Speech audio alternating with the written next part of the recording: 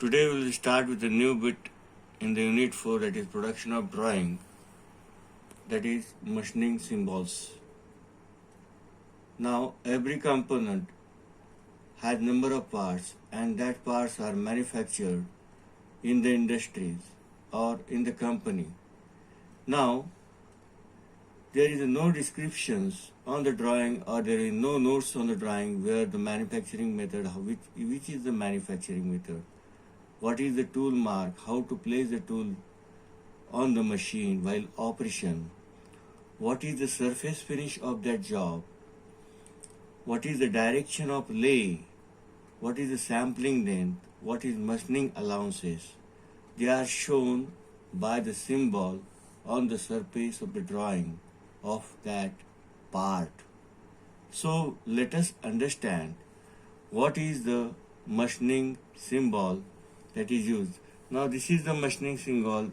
If you look in the point of geometric view, this is the surface. This line indicates the job surface.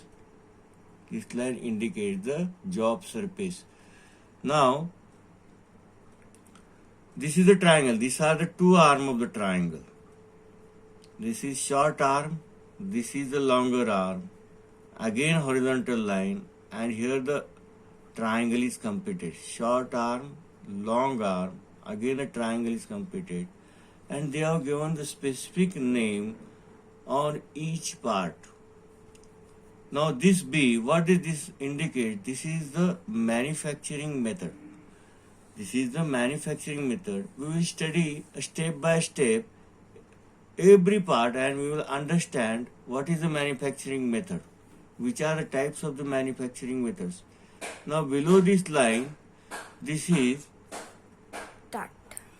here specifically they will give the sampling length, other roughness value, sampling length, other roughness value. Here is the direction of lay. Now E indicates machining allowances. A is the roughness value in micron, that is the surface finish or roughness grade. Now this is the machining symbol that we have to use on the job surface. Now step by step we will understand which are the manufacturing method, what is the roughness value, what is the direction of lay, what is the sampling length, what is the machining allowance. Start. Now we will understand the manufacturing process. Which are the manufacturing process? Now every part is prepared by any of this manufacturing process of that component. First one is casting, second one is forming, third one is machining, fourth finishing, and super finishing. These are the finishing operations to create highly polished surface finish. And after this casting, forming, and machining, here are the three forms by which we give the shape, exact size to the component or the component part. Now every casting, forming, machining will have the particular roughness value, that is surface finish value, that we'll see in the later on. Surface roughness, whatever may be the surface finishing process, an absolute smooth or flat surface cannot be obtained. Now what is the necessity of smooth and flat surface? First, to increase the life of the product. Second, to obtain smooth functioning of that operation, to reduce the wear. If in the component two parts, that is the mating part, has a relative motion, if there is a friction, that friction will create a wear, and by that wear the life of the product or that part will be reduced, and undue stresses will be obtained in that parts. So we have to obtain the surface smooth, highly finished, to reduce the friction, to reduce the wear, to increase the life of that part. Actual surface condition will depend upon the finishing process that we have adopted while machining, while obtaining the manufacturing process. To understand the concept of roughness, let us consider a figure as shown below, which shows the surface profile visualized by the naked eyes. Now this is the surface by the naked eye. This is the job.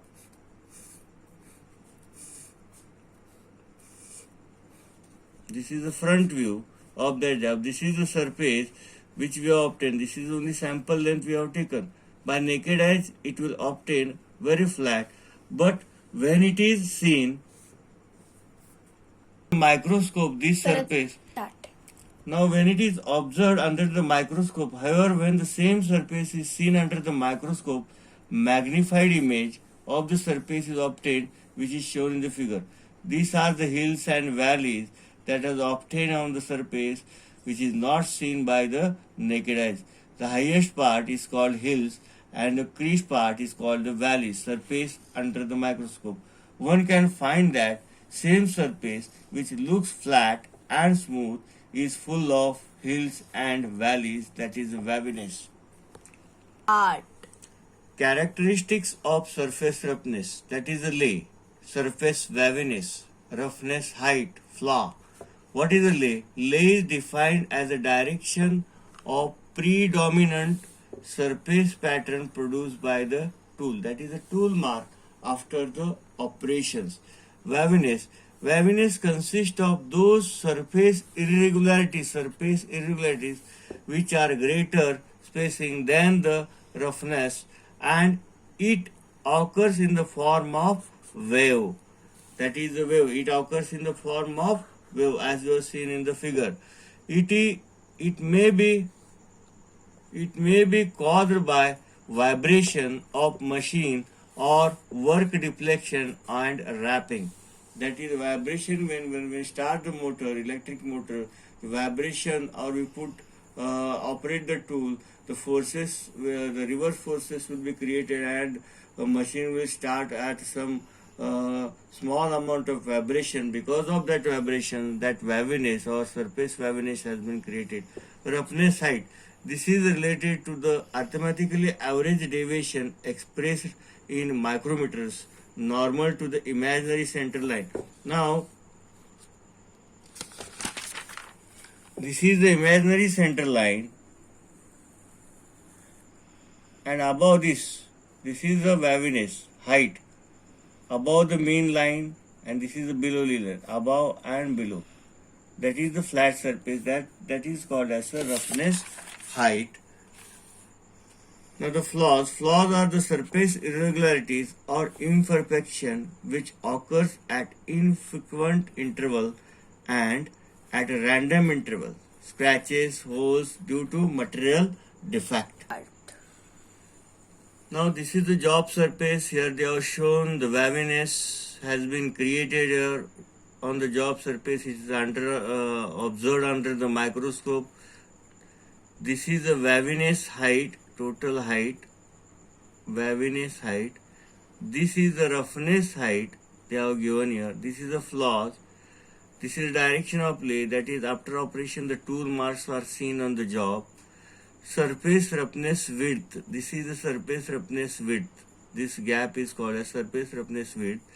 Roughness width cutoff. This is waviness width. This is the waviness width we have seen. Now this part from the mean center line, this is drawn on the graphically. That is the total length. This is the datum profile. This is the top profile. Extreme. These are the extreme ends. And after that we have to find the mean center line here.